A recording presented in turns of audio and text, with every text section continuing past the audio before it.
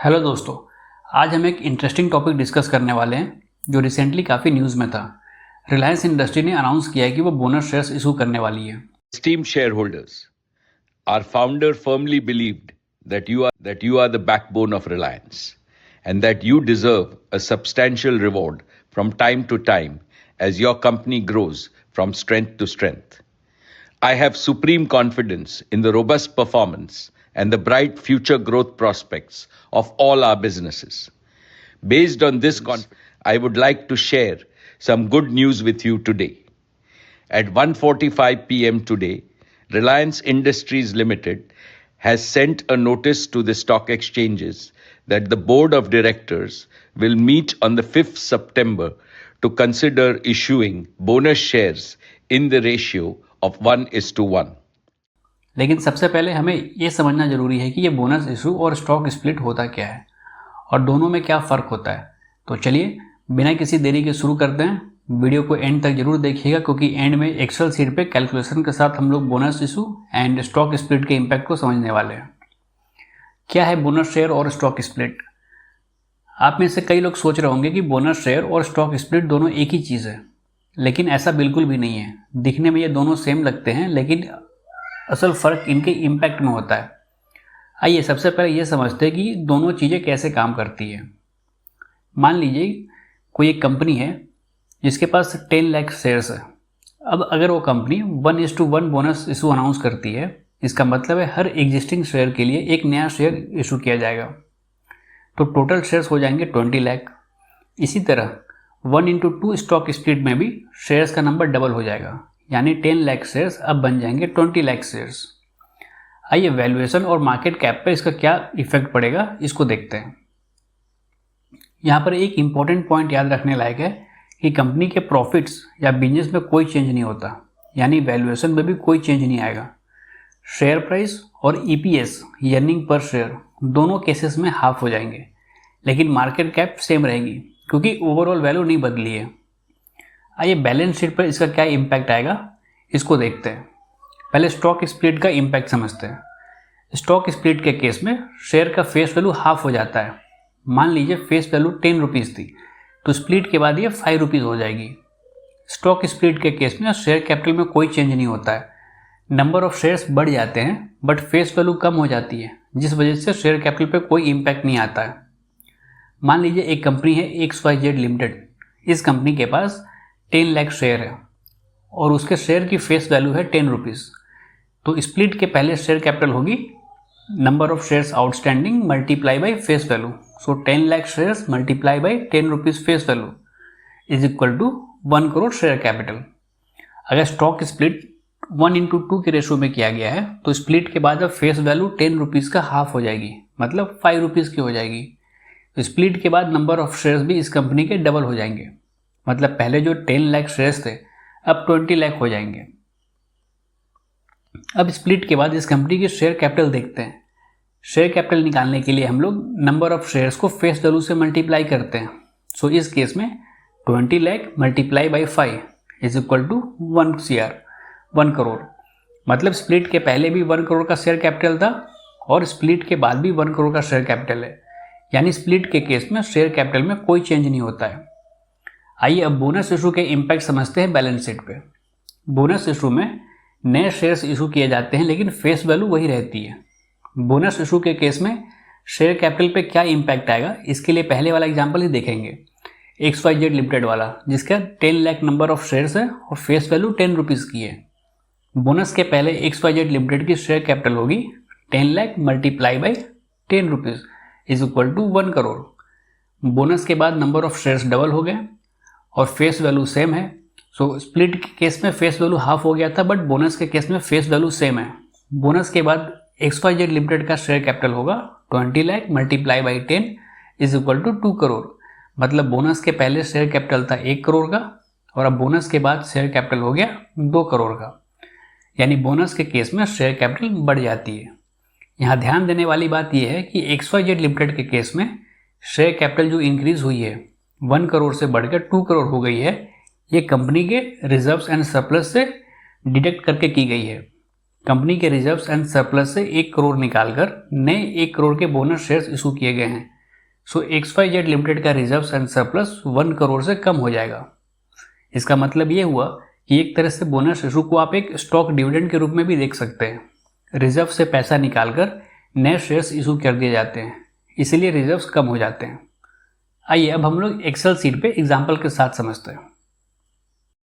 Stock split और bonus share का company के फाइनेंशियल पर क्या इम्पैक्ट आता है, इसे एक एग्जाम्पल के थ्रू समझने की कोशिश करते हैं। मान लीजिए कि एक कंपनी है XYZ लिमिटेड। इस कंपनी के पास 10 लाख आउटस्टैंडिंग शेयर है। कंपनी के शेयर की फेस वैल्यू 10 रुपीज़ है। कंपनी ने इस फाइनेंशियल ईयर में 1 करोड़ का प्रॉफिट अर्न किया है और कंपनी के पास पहले से 5 करोड़ का रिजर्व एंड सरप्लस है। बोनस शेयर और स्टॉक स्प्लिट के कैलकुलेशन करने के पहले जो फिगर्स यहाँ ब्लैंक है, पहले उनको कंप्लीट करते हैं। इससे कंसेप्ट को समझने में क्लैरिटी मिलेगी। नंबर ऑफ शेयर्स आउटस्टैंडिंग दिया गया हुआ है 10 lakh, face value 10 rupees given है और हम पहले शेयर कैपिटल कैलकुलेट करते हैं। तो शेयर कैपिटल को निकालने के लिए नंबर ऑफ शेयर्स को मल्टीप्लाई करेंगे फेस वैल्यू के साथ में। तो आइए पहले शेयर कैपिटल निकालते हैं। शेयर कैपिटल को निकालने के लिए नंबर ऑफ शेयर्स को फेस वैल्यू के साथ मल्टीप्लाई करना है। फेस वैल्यू है 10, नंबर ऑफ शेयर्स है 10 लाख। ये फिगर हम लोग के पास आ गया 1 करोड़ का। तो शेयर कैपिटल 1 करोड़ का है। यहाँ हम लोग लिख भी लेते हैं जिससे समझने में आसानी हो। 1 करोड़। नेट प्रॉफिट ये 1 करोड़ का है, ये पहले से गिवन है। EPS अर्निंग पर शेयर निकालते हैं। अर्निंग पर शेयर होता है कि कंपनी अपने हर शेयर पे कितना प्रॉफिट कमा रही है। अर्निंग पर शेयर निकालने के लिए नेट प्रॉफिट को डिवाइड करते हैं नंबर ऑफ शेयर्स के साथ में। तो इस केस में नेट प्रॉफिट गिवन है 1 करोड़ का और number of shares 10 lakh given है। तो ये पहले EPS निकालते हैं। EPS निकालने के लिए नेट प्रॉफिट मतलब इस 1 करोड़ को हम लोग डिवाइड करेंगे नंबर ऑफ शेयर्स के साथ जो कि 10 लाख है। तो हम लोग को EPS का फिगर मिल जाएगा। EPS आ गया 10 का। स्टॉक प्राइस पहले से गिवन है। आइए मार्केट कैप निकालते हैं। मार्केट कैपिटलाइजेशन निकालने के लिए स्टॉक प्राइस को मल्टीप्लाई करेंगे नंबर ऑफ शेयर्स के साथ में। तो स्टॉक प्राइस है 200, इसको मल्टीप्लाई करेंगे नंबर ऑफ शेयर्स के साथ। नंबर ऑफ शेयर्स है 10 लाख। मल्टीप्लाई करने के बाद हम लोग को मार्केट कैप का फिगर आ गया। मार्केट कैप का फिगर है 20 करोड़ का। 20 crore. Reserves and surplus 5 crore है। ये फिगर पहले से गिवन है। और प्राइस टू अर्निंग हम लोग को निकालना है। प्राइस टू अर्निंग होता है कि कंपनी अगर 1 रुपया कमा रही है तो उस 1 रुपया के लिए हम लोग कितना प्राइस पे कर रहे हैं। तो प्राइस टू अर्निंग निकालने के लिए स्टॉक प्राइस को डिवाइड करते हैं EPS के साथ में। तो स्टॉक प्राइस है 200, इसको डिवाइड करेंगे EPS से। EPS है 10 का, तो प्राइस टू अर्निंग आ जाएगी। प्राइस टू अर्निंग है 20। प्राइस टू अर्निंग 20 का मतलब है कि अगर कंपनी अगर 1 रुपये कमा रही है तो उसके बदले में उसको 20 रुपीज़ की वैल्यूएशन मिल रही है। मतलब 20 टाइम्स उसको ज़्यादा वैल्यू मिल रही है। आइए अब ये सारे फिगर्स हमने कंप्लीट कर लिया। Number of shares, face value, share capital, net profit, EPS, stock price, market cap, reserves and surplus और PE, ये सारे डेटा हम लोग के पास में है। अब हम लोग देखते हैं कि बोनस इशू के बाद और स्टॉक स्प्लिट के बाद इन फिगर्स पे क्या इम्पैक्ट आता है। हम लोग जो एग्जाम्पल देख रहे हैं XYZ लिमिटेड का, इसमें हम लोग देख रहे हैं कि 1:1 बोनस अनाउंस किया गया हुआ है। इसका मतलब है कि जिनके पास 1 शेयर है तो उनको 1 शेयर एक्स्ट्रा मिलेगी। तो total number of shares 10 lakh है, तो ये डबल हो जाएगी। तो ये 10 लाख जो शेयर्स पहले से है इसको 2 से मल्टीप्लाई कर देंगे तो 20 लाख, मतलब बोनस के बाद नंबर ऑफ शेयर्स कंपनी की 20 लाख हो जाएगी। फेस वैल्यू पे देखते हैं क्या इम्पैक्ट आता है। बोनस के केस में फेस वैल्यू पे कोई इम्पैक्ट नहीं आता है, तो उसको एज इट इज लिख लेते हैं। यहाँ स्प्लिट पे देखते हैं, यहाँ पे नंबर ऑफ शेयर्स कितने हो रहे हैं। स्प्लिट के केस में भी नंबर ऑफ शेयर्स जो है वो डबल हो जाते हैं अगर स्प्लिट 1:2 के रेशो में दिया गया हुआ है। तो यहाँ भी 10 lakh multiply by 2, 20 lakh number of shares यहाँ भी आ जाएंगे। स्प्लिट के केस में क्या होता है कि 1 शेयर को स्प्लिट किया जाता है, तो यहाँ पे फेस वैल्यू भी स्प्लिट होती है और स्टॉक का जो प्राइस होता है वो भी स्प्लिट होता है। तो यहाँ पहले से फेस वैल्यू 10 है, तो ये 1/2 स्टॉक स्प्लिट है, इसलिए फेस वैल्यू भी 1/2 में स्प्लिट होगी, तो 10 का हाफ हो जाएगी। तो फेस वैल्यू यहाँ 5 लिख लेते हैं। अब शेयर कैपिटल देखते हैं। शेयर कैपिटल निकालने के लिए हमने कुछ देर पहले भी देखा था फॉर्मूला कि शेयर कैपिटल निकालना हो तो नंबर ऑफ शेयर्स को मल्टीप्लाई करते हैं फेस वैल्यू के साथ में। तो यहाँ भी सेम फॉर्मूला हम लोग यहाँ अप्लाई करेंगे। नंबर ऑफ शेयर्स बोनस के केस में 20 लाख था, तो इस 20 लाख को मल्टीप्लाई करेंगे फेस वैल्यू के साथ 10, तो हम लोग के शेयर कैपिटल आ जाएगा। शेयर कैपिटल आ गया है 2 करोड़ का। पहले शेयर कैपिटल था 1 करोड़, अभी शेयर कैपिटल हो गया है 2 करोड़, मतलब 1 करोड़ शेयर कैपिटल बढ़ गया है। स्प्लिट के केस में देखते हैं यहाँ पे शेयर कैपिटल पे क्या इम्पैक्ट आता है। शेयर कैपिटल का सेम फॉर्मूला यहाँ भी अप्लाई करेंगे। Number of shares multiply by face value, तो number of shares 20 lakh multiply by face value 5 is equal to 1 CR। तो स्टॉक स्प्लिट के केस में हम लोग देख रहे हैं कि शेयर कैपिटल पे कोई इम्पैक्ट नहीं आता है। पहले भी 1 CR का शेयर कैपिटल था, स्टॉक स्प्लिट के बाद भी 1 CR का शेयर कैपिटल है। बट बोनस के केस में शेयर कैपिटल में चेंजेस आ गए हैं। पहले 1 CR का शेयर कैपिटल था, अब 2 CR का हो चुका है। नेट प्रॉफिट पे देखते हैं क्या इम्पैक्ट आता है। नेट प्रॉफिट के केस में बोनस इशू में और स्टॉक स्प्लिट में दोनों में कोई इम्पैक्ट नहीं आता है, तो उस फिगर को हम लोग एज इट इज़ लिख लेते हैं। यहाँ भी कोई इम्पैक्ट नहीं आएगा, इसको भी एज इट इज़ लिख लेते हैं। EPS के केस में देखते हैं क्या इम्पैक्ट आता है। EPS निकालने का फॉर्मूला हम लोग देखा था कि नेट प्रॉफिट को डिवाइड करते हैं नंबर ऑफ शेयर्स के साथ में। तो यहाँ भी हम लोग वही फॉर्मूला अप्लाई करेंगे EPS निकालने के लिए। नेट प्रॉफिट है 1 CR का, इसको डिवाइड करेंगे नंबर ऑफ शेयर्स के साथ। नंबर ऑफ शेयर्स है बोनस के केस में 20 लाख का, तभी EPS हम लोग के पास आ चुका है 5 का। अब स्टॉक स्प्लिट के केस में EPS देखते हैं। यहाँ भी सेम फॉर्मूला अप्लाई करेंगे हम लोग, net profit divided by number of shares. तो यहाँ भी नेट प्रॉफिट है 1 CR, इसको डिवाइड करेंगे नंबर ऑफ शेयर्स के साथ। नंबर ऑफ शेयर्स यहाँ भी है 20 लाख, तो यहाँ भी EPS सेम आएगी 5 का। तो EPS पे हम लोगों ने देखा कि स्टॉक स्प्लिट और बोनस के केस में दोनों में सेम इम्पैक्ट आ रहा है। स्टॉक प्राइस पे देखते हैं। स्टॉक प्राइस के केस में स्टॉक स्प्लिट और बोनस के शेयर्स में दोनों में सेम इम्पैक्ट आता है। दोनों केस में स्टॉक प्राइस जो है वो हाफ हो जाएगी अगर 1:1 बोनस दिया गया हुआ है। तो 200 के बदले स्टॉक प्राइस यहाँ हो जाएगी 100, और यहाँ भी 200 के बदले स्टॉक प्राइस हो जाएगी 100। अब आइए मार्केट कैप देखते हैं। मार्केट कैप निकालने के लिए हम लोगों ने भी देखा था फॉर्मूला, स्टॉक प्राइस को मल्टीप्लाई करते हैं नंबर ऑफ शेयर्स के साथ में। तो यहाँ पे मार्केट कैप स्टॉक प्राइस है यहाँ पे 100 बोनस के बाद, तो इस 100 को हम लोग मल्टीप्लाई करेंगे नंबर ऑफ शेयर्स के साथ में जो कि 20 लाख है, तो मार्केट कैप आ जाएगा 20 करोड़ का। स्टॉक स्प्लिट के केस में देखते हैं मार्केट कैप कितना आता है। यहाँ भी हम लोग सेम फॉर्मूला अप्लाई करेंगे, stock price multiply by number of shares.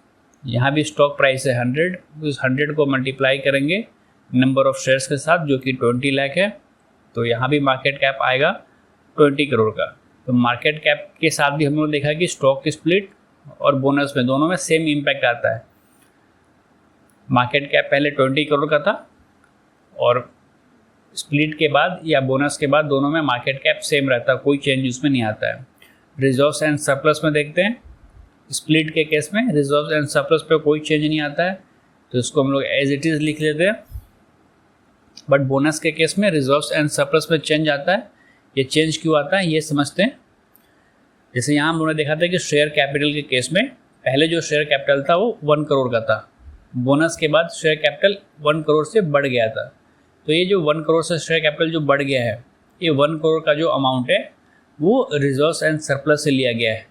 तो रिजर्व्स एंड सरप्लस से 1 करोड़ रुपए निकाल के इसी 1 करोड़ का नए शेयर्स इशू किए गए हुए हैं, तो यहाँ से 1 करोड़ रुपए माइनस हो जाएंगे। तो ये 5 CR से 5 CR को हम लोग 1 करोड़ माइनस करके लिख लेते हैं। जब प्राइस टू अर्निंग देखते हैं, PE, प्राइस टू अर्निंग का फॉर्मूला हम लोगों ने भी देखा था कि प्राइस टू अर्निंग निकालने के लिए स्टॉक प्राइस को डिवाइड करते थे EPS के साथ में।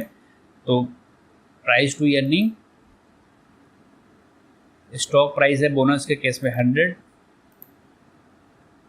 इस 100 को डिवाइड करेंगे EPS के साथ, EPS है 5 का, तो प्राइस टू अर्निंग आ गया 20।